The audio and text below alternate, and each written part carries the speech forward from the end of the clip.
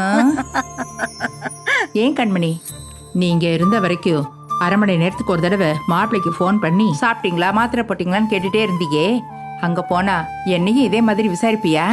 நான் ஏன் விசாரிக்கிறேன்? ஆ? என்னடி இப்படி சொல்லிட்ட?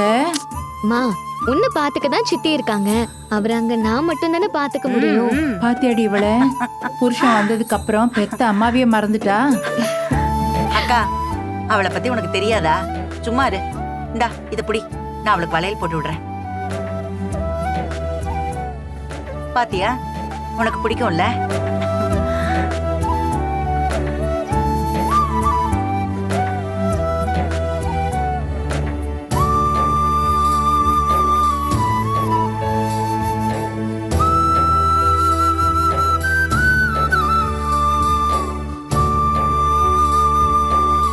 அக்கா அதை கொடு, திரும்ப.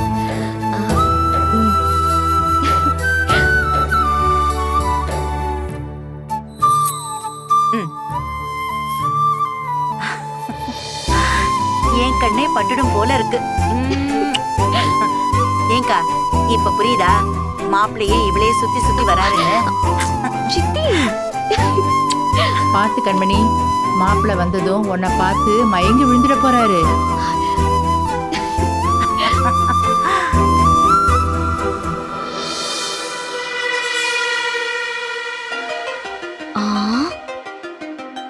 ஏ வெண்ணிலா, என்ன உன் ஆளு ஜம்முன ஹீரோ மாதிரி வராரு?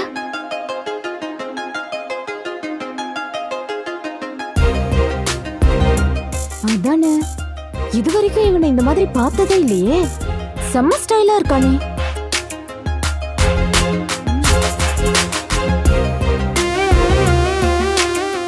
அண்ணா, என்னண்ணா இது? நிஜமா நீதானா? ஒரு நிமிஷம் இரு, கிள்ளி பாத்துக்கிறேன். நிஜம்தான்.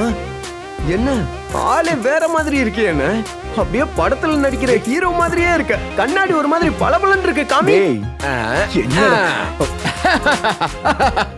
சரி சரி சரி. அண்ணா, தம்பி எப்படி இருக்க? சூப்பரா இருக்கடா. ஒண்ணு வேண்டாம். டேய், இன்னைக்கு ஏதோ ஸ்பெஷல் டே வரா? இன்னைக்கு உன் பிறந்த நாள் கூட இல்லையே. இன்னைக்கு எனக்கு பிறந்த நாள் இல்ல, ஆனா ஆவணிக்கு பிறந்த நாள்.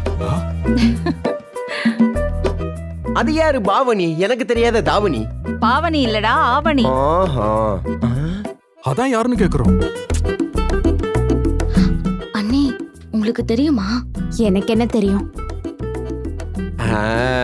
பிக் மம்மி, எனக்கு தெரியாம நீங்க அன்பண்ணா கூட சேர்ந்து எனக்கு பொண்ணு பார்த்து வச்சிருக்கீங்க.